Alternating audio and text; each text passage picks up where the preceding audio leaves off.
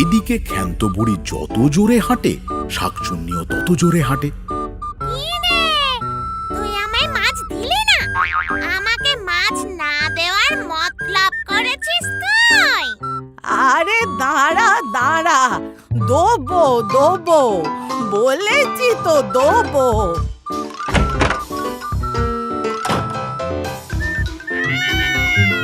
কি হলো, মাছ না দিয়ে ঘরে ঢুকে গেলি? যা শাকচুন্নি, এখান থেকে পালা।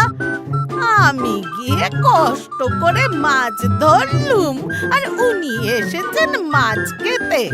আমি তোকে মাছ তো কি, মাছের একটা আঁশও দেবনি। যা যা,